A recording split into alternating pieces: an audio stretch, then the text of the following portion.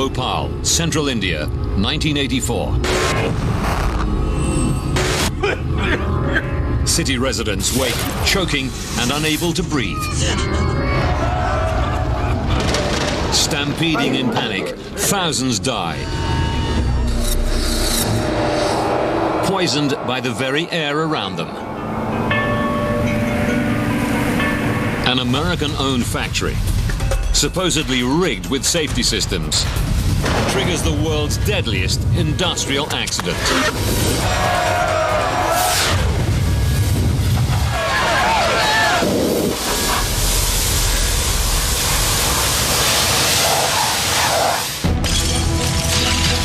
Disasters don't just happen. They're a chain of critical events. Unravel the clues and count down those final seconds from disaster.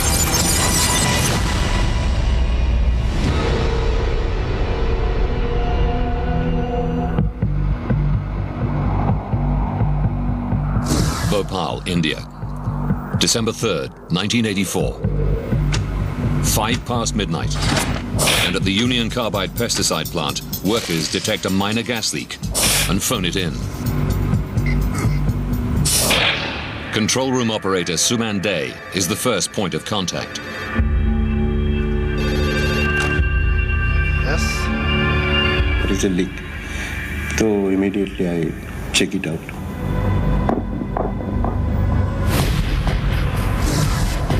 Suman leaves the control room to search for the leak. He heads over to the storage area where the plant's most volatile chemicals are kept buried under a thick layer of concrete.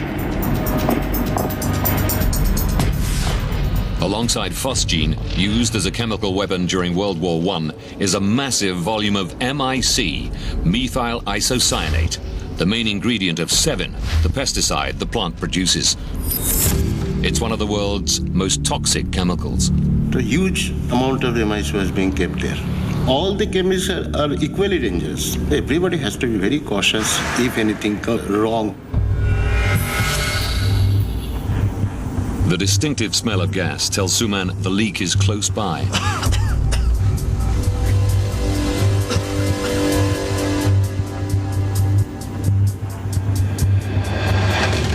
It was leaking, but thing is, that was leaking slowly. Minor gas leaks are a regular occurrence, and the workers have had to learn to live with the choking effects. Everything was all right. I have checked all the pressure, temperature and all that. Then as such, there was no work for us. So we were just chatting with other fellow in the control room.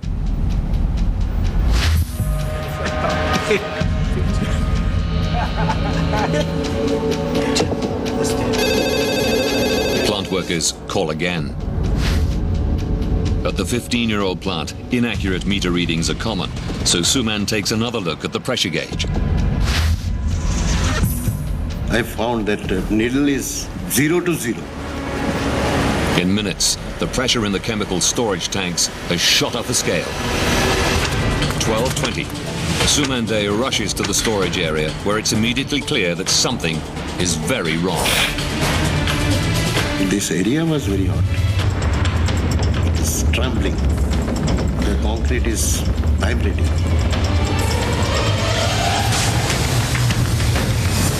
As Suman sprints for the control room, gas escapes into the factory's maze of pipes. There was a big, huge hissing sound, like a steam engine, you know.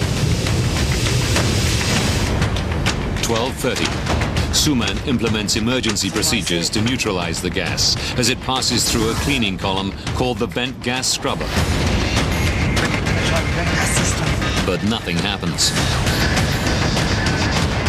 Then the gas passes through the flare tower, designed to burn off any escaping gas. No, it's not working. But again, nothing. Under huge pressure, the gas hurtles through the network of pipes, up a venting chimney, and out into the atmosphere.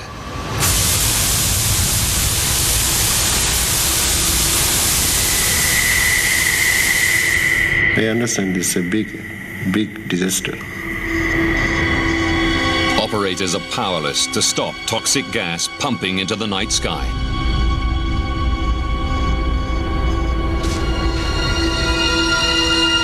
I announced that there is a big leakage from the storage area. Please evacuate.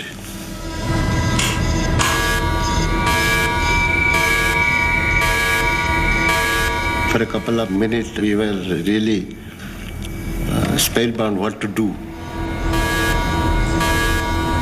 Never it has come to anybody's mind that this type of disaster can happen.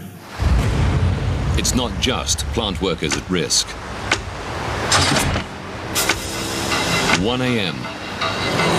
The Union Carbide plant is right next to the residential heart of Bhopal, and a southeasterly wind blows the toxic cloud straight towards its 500,000 inhabitants.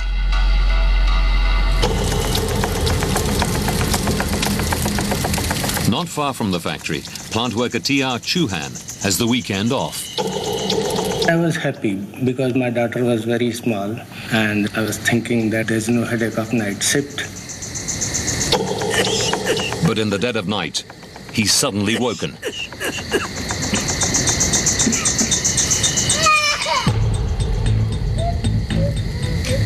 My son was weeping.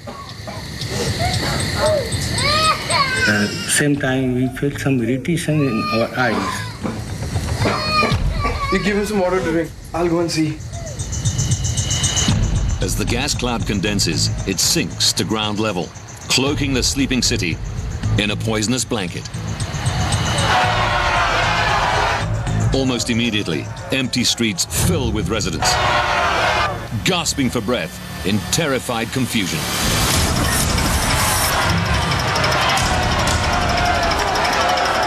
The street was full of the people just running. So I immediately decided that I have to also run my children with my family.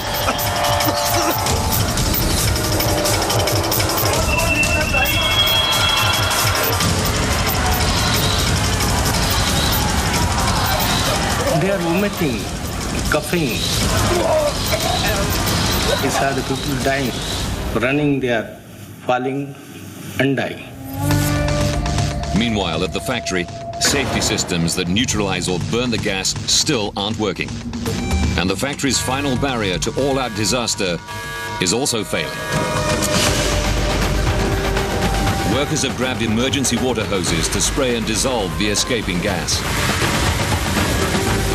But the water jets aren't powerful enough to reach the gas spewing from the chimney.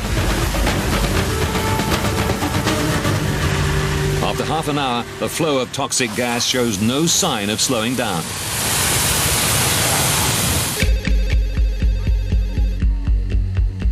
Across town, a late-night phone call wakes Dr. Bandari, senior consultant at Bhopal's main hospital. Hello? No. Slow down, please. You just rinse their eyes and put some eye drops. I got telephone call from the hospital. There's some gas has leaked out from a factory, which is probably ammonia. A number of patients have come here with eye problem. So I told him, put some eye drops. He told me again, the number of patients is increasing and I can't manage. So could you please come? Yes. I'm coming there shortly. Alarmed by the unusual call, Dr. Bandari checks outside for any signs of gas.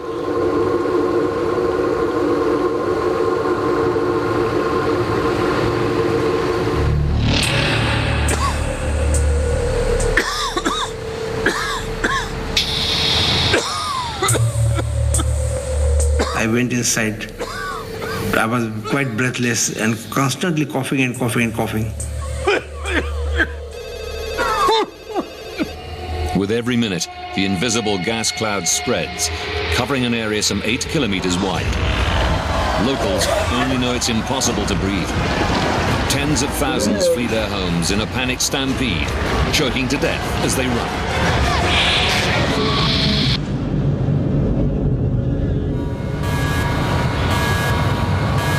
At the Union Carbide plant, Suman Day is safely sealed inside the control room. But with workers unaccounted for, he goes back into the factory on a rescue mission. Quickly, I got mask and I gun inside the factory once again. I was thinking to save all the people who are working there. But he's soon running out of air. I was so scared, I was so frightened. In that fraction of moment, I was thinking maybe it's my end.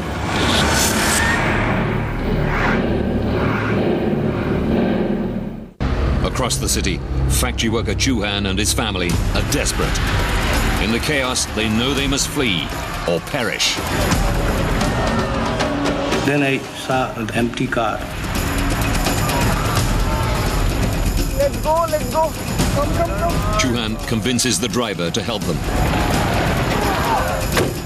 When I saw empty, you want to save your life, please go to the new city side.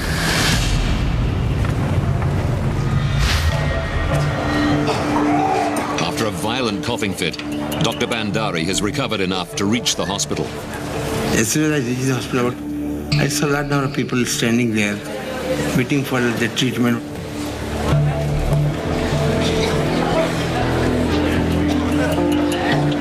What's happening? For the past 1 hour, they're just coming. And what about her? Doctor, I wash your eyes with water, but it's not helping.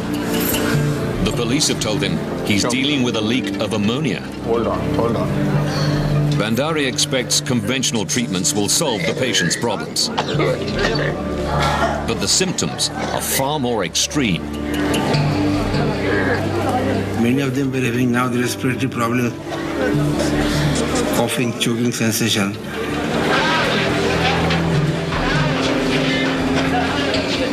His standard remedies are ineffective.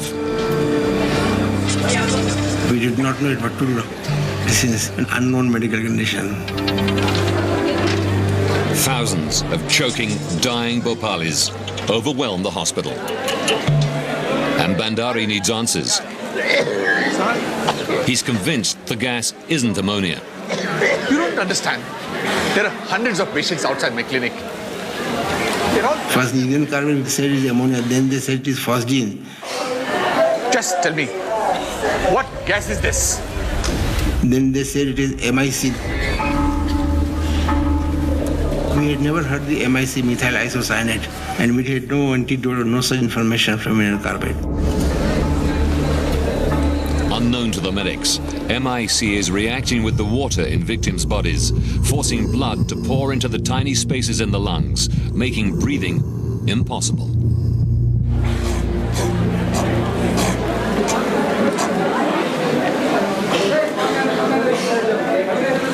Many died instantaneously on the spot. Especially those who were running and they inhaled the gas and immediately lung become swollen and the people drowned in their own secretions. From 3 o'clock onwards, we started getting line of dead bodies.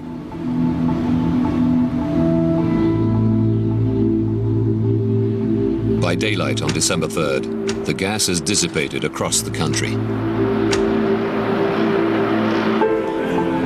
But in Bhopal, some 3,000 people lie dead. And more than 300,000 are suffering the agonizing consequences of exposure to MIC. Sumande and the other plant workers survive the night. In the daylight, he sees the devastation of his city for the first time. I saw the buffaloes, the cows were on the street, dead. The worst affected are the old and the young, often trapped in the densest parts of the cloud close to the ground.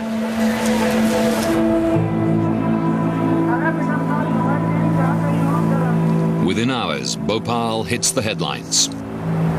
The death toll in the Bhopal disaster stands at over 2,500, the worst industrial accident in history.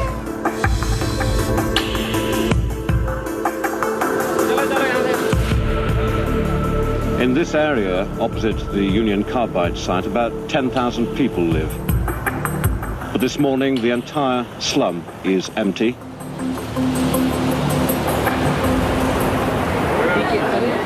at the scale of suffering is followed by a simple question. How could this happen?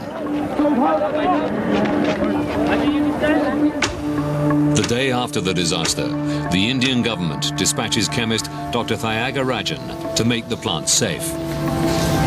Absolutely horrifying situation. People were still on the street, dead bodies were there, and people were crying, and it was panic.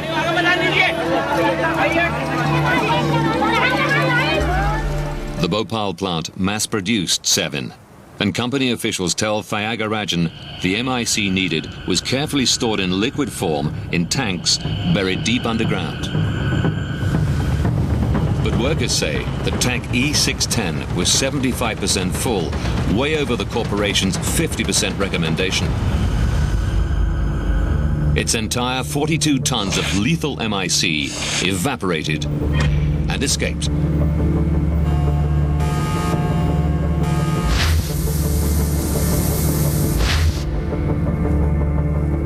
And then Thyagarajan makes another shocking discovery. The second line of discussion with the people there was, is there any more MIC anywhere? That was the time we got the most devastating information. Yes, there is MIC in 611. How much? For 30, 35 tons.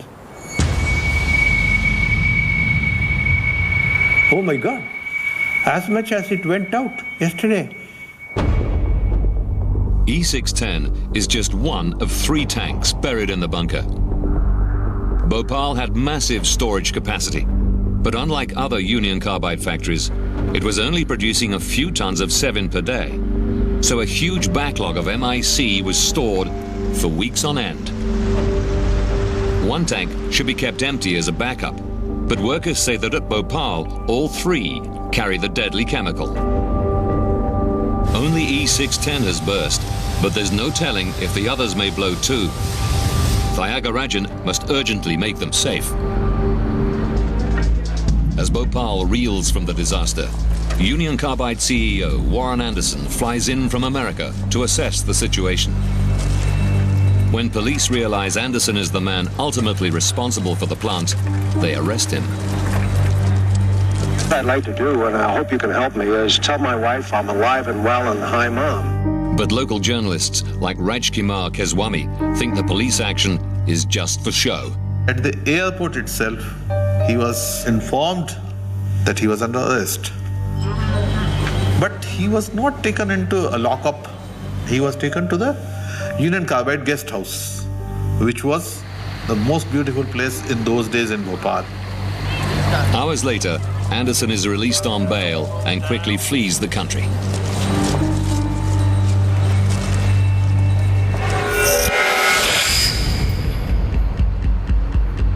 At the pesticide factory, Dr. Thyagarajan must decide how to deal with the remaining 35 tons of MIC. I had no knowledge that so much quantity was being stored. In our laboratories, we keep not more than 10 milliliter.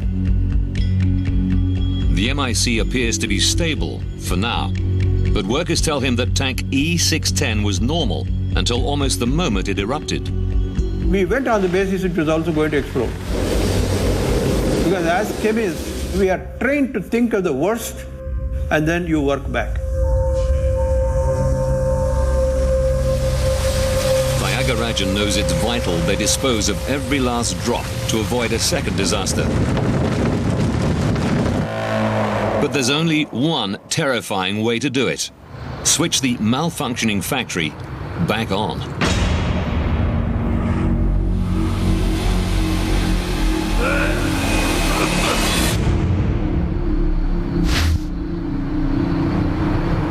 We will use the same people and produce the same carbaryl which was being produced by these people. Only 13 days after the disaster, with thousands still dying and tens of thousands in hospital, operators are ready to try to neutralize the remaining MIC. Officials still have no idea how the first disaster happened and dub their risky new plan Operation Faith. We only went by faith because we knew that we were competent. But we didn't know the quality of the material in the other tank. Therefore, we said, have faith in us. But for the people of Bhopal, restarting the factory so soon after the lethal disaster is a terrifying prospect. The people thought once the factory starts operation and the same gas which has killed several thousand people may get leaked again. There was no such guarantee. People had no faith. Even when that operation, we went on thinking of the worst. We said that this can explode, so we had helicopters carrying water. We had covered the entire plant with wet canvas. Every second was important. Bhopal too was a very, very strong possibility. With safety measures in place, operators restart the plant.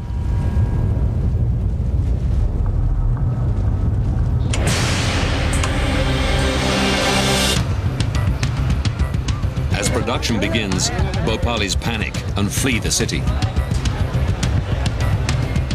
Many people left Bhopal. Nobody wanted to risk his life by taking any chance. As the remaining MIC is drained, even hospital patients join the exodus, leaving only those too sick to escape. It was a deserted city. Like a city of ghosts. It takes an agonizing 7 days to turn the remaining MIC into 7-pesticide. A second disaster is averted. We were happy that we could do that, and we left the place saying that it is now safe. The people of Bhopal return, but they're furious. Everyone wanted to know how it happened. The public, the press, journalists, the parliament. And therefore, we had to quickly conduct studies and trace the root cause of this particular disaster. Now, by rewinding the crucial events and delving deep into the investigations that followed the tragedy, we find out exactly what went wrong on that terrible night in Bhopal.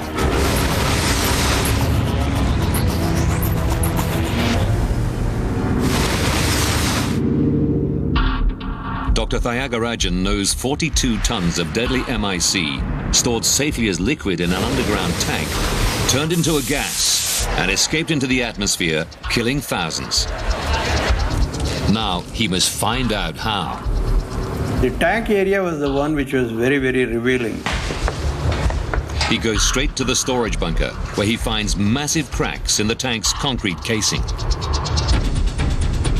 The tank has shifted position. This is dramatic evidence of a violent chemical reaction on a huge scale. Investigators dig up the buried tank E610 to find out how the gas escaped.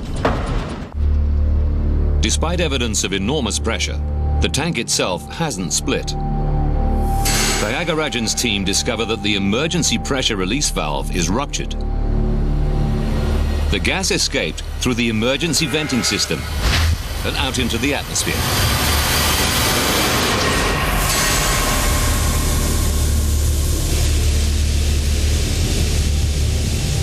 It was a very clear case of runaway reaction.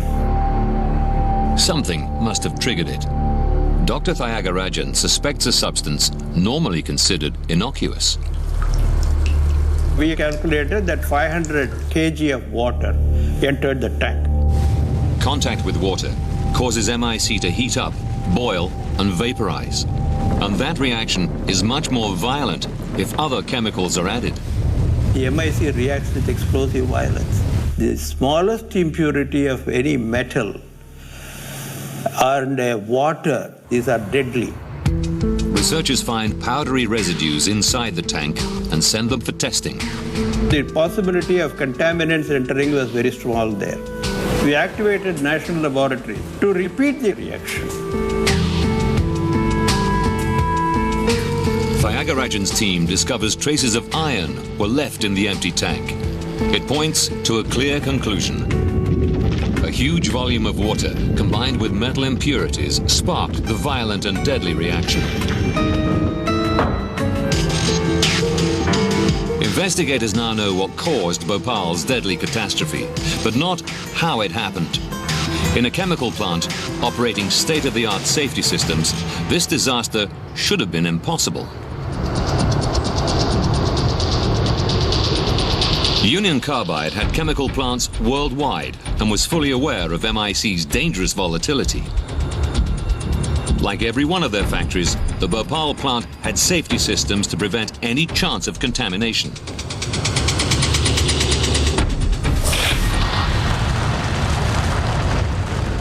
We're all here to learn more about what happened in Bhopal, India.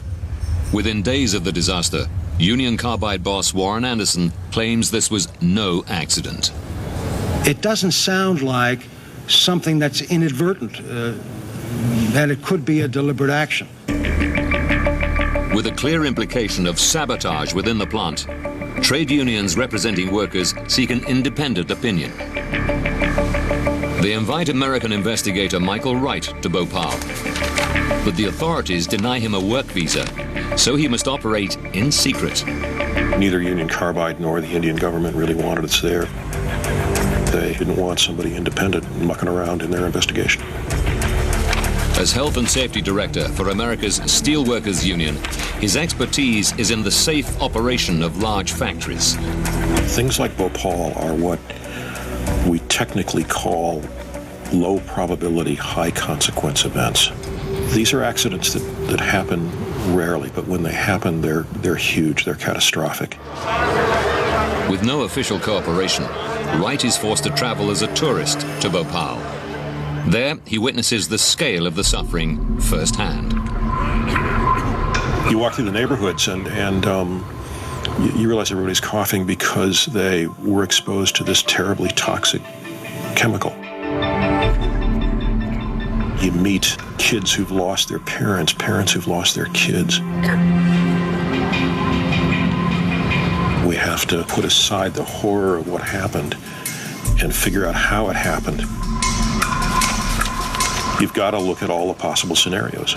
And a lot of accident investigation is eliminating what didn't happen. Wright isn't allowed into the plant itself, so only a covert investigation will help him discover the immediate causes of the disaster. We were able to take long-range photographs of all kinds of equipment inside the plant. We also were able to get the technical operating manual for the plant. And we talked to workers. We talked to, we think, everybody who was on duty that night.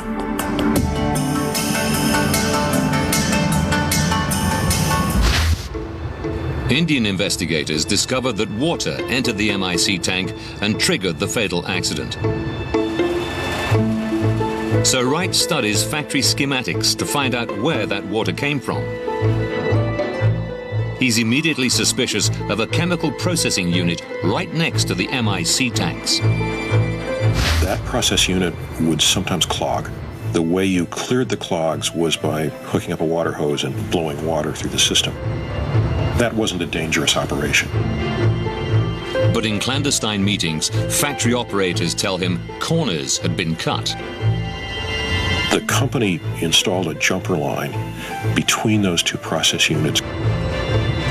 A piped shortcut to the MIC storage area allowed operators to use equipment interchangeably, but it permanently linked the lethal chemical to the rest of the plant. That made the plant much more dangerous.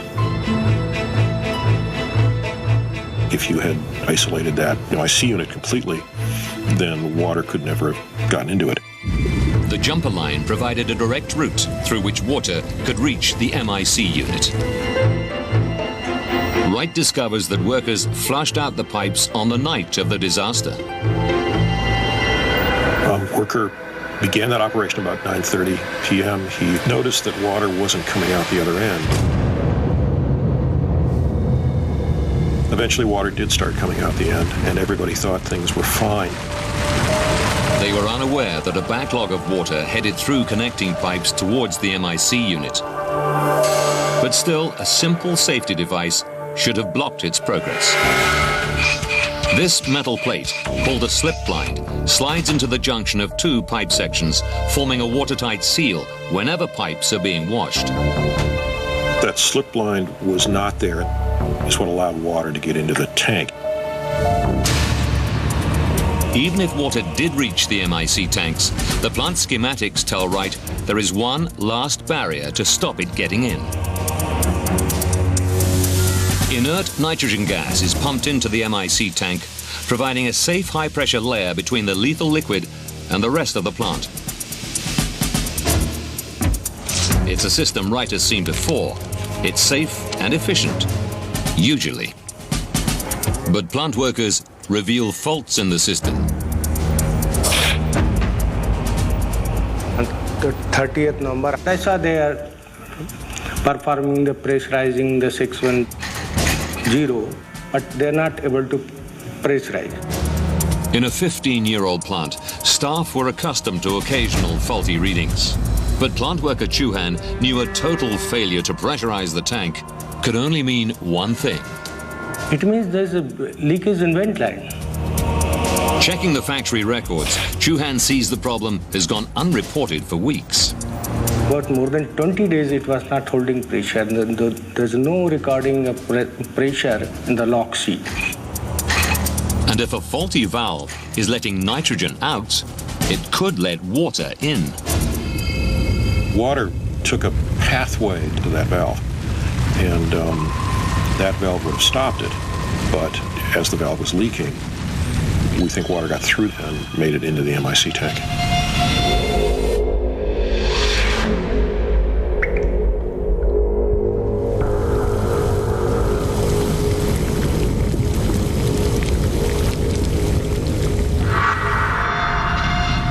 It occurs to Wright that Union Carbide's claims could have weight. Maybe this was a case of sabotage. Someone could have damaged the nitrogen valve and removed the slip blind deliberately.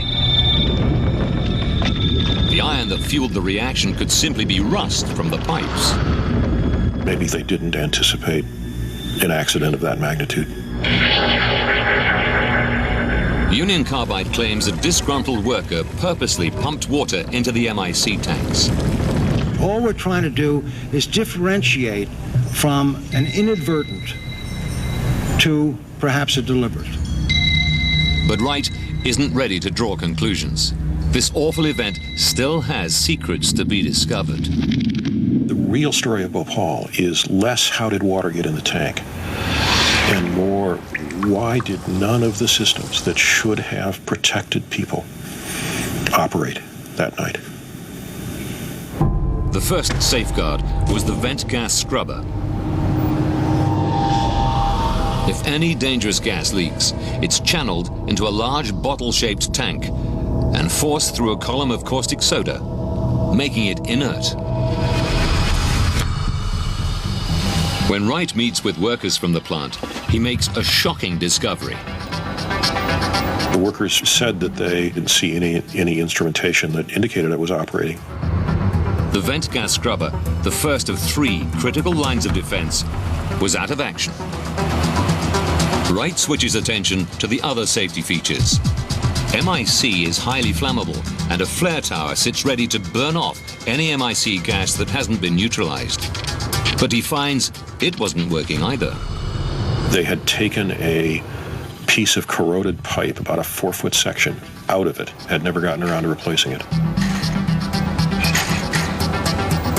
Had that been operating, it would have completely eliminated the release.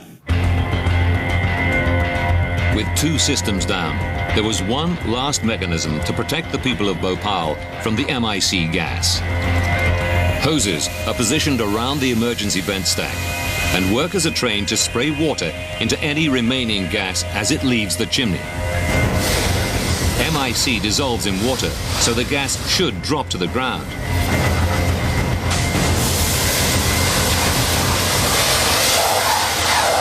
Wright cannot believe what he hears from witnesses. The problem with the water spray system is that it was undersized and the water sprays didn't reach the height of the release.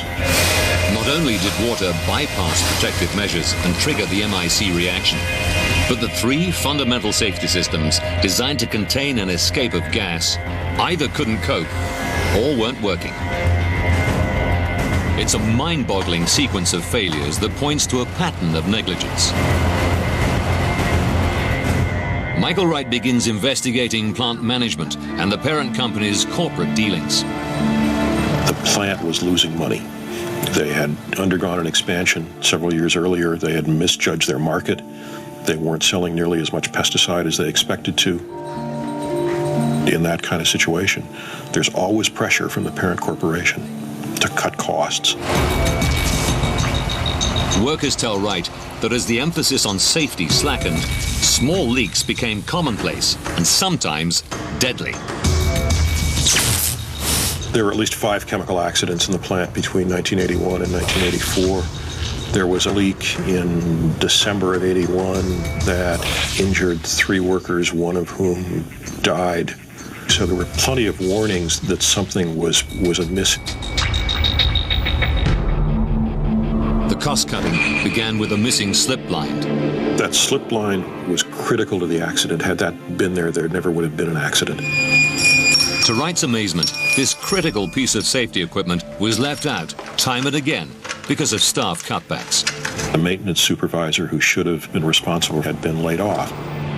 Faulty gauges meant no one noticed when the reaction started. Throughout the plant, the instruments were out of calibration because it saved money not to do the maintenance. The vent gas scrubber wasn't working. But even if it had been, it could never have cleaned such a large amount of deadly MIC. The vent gas scrubber was only capable of dealing with puffs from valve openings. Nobody thought to design it for a big accident, and nobody wanted to spend the money. For 2 months, failure to replace a broken pipe meant the flare tower couldn't burn any escaping gas. Maintenance workers said it would have taken about 2 hours to put a new piece of pipe back in. And Union Carbide US had told their Indian counterparts that their emergency water hoses weren't up to the job. Union Carbide had said install bigger water spray systems. They hadn't done it. Wright now suspects Warren Anderson's sabotage theory is nothing but a smokescreen. Union Carbide never really presented any credible evidence. The sabotage theory was clearly Union Carbide trying to cover its tracks. Michael Wright sees an alternative explanation for the catastrophe at Bhopal. In a factory working with one of the world's most toxic chemicals, massive cost-cutting invited a massive disaster. By 1984, Union Carbide has cut the equivalent of $1.25 million from Bhopal's annual running cost. But the plant is still losing money. All the evidence points to an incredible chain of failures and negligence by Union Carbide management. A lot of things had to go wrong in Bhopal, but they all went wrong. And they all went wrong because management made fundamental decisions to save money at the expense of safety.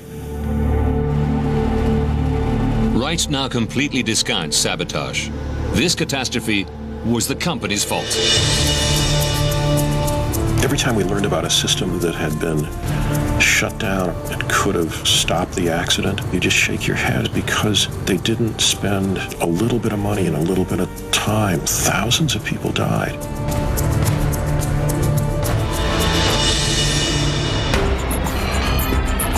Now the investigation is complete.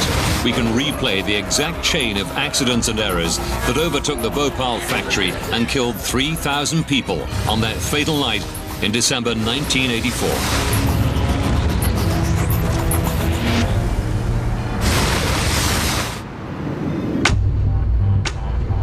3.5 hours from disaster, a shift worker begins a routine cleaning operation, but pipes are clogged and he floods the system. Water gushes through a recently installed shortcut, straight towards giant underground storage tanks, full of the highly volatile pesticide ingredient MIC. Metal plates that should isolate the chemical are missing.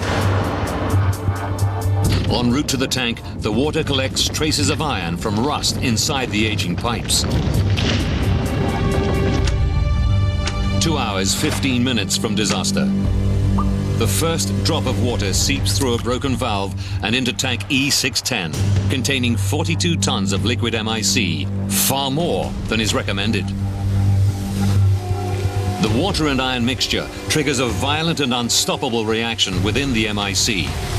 With no refrigeration to keep it cool, its temperature rockets. 1 hour from disaster. The liquid MIC begins to boil. Workers smell gas and report it, but it's dismissed as a minor leak. As more and more liquid turns to gas, pressure soars in the tank. In the control room, faulty gauges show little change until suddenly readings shoot off the scale.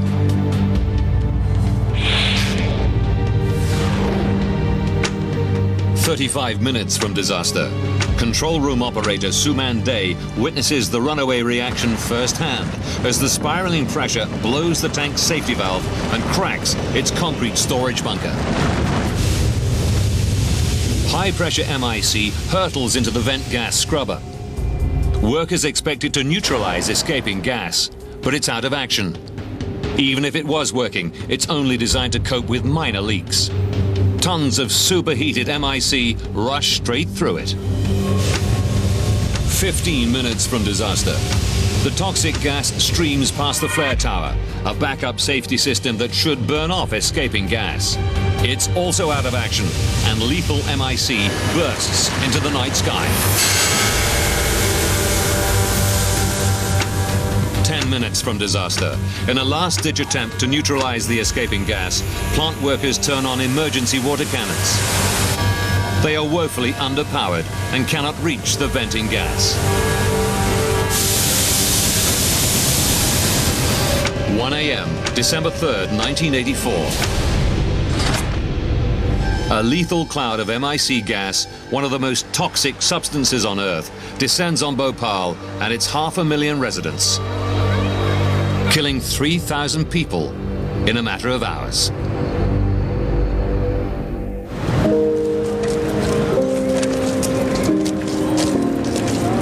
In addition to the immediate deaths, the Indian government says a further 15,000 later died as a direct result of the disaster. To this day, more than 500,000 have suffered ill health from inhaling the gas or from the knock-on effects of continual pollution. People die at a rate of 2 and 3 a week, even 27 years later, from the delayed effects of the release.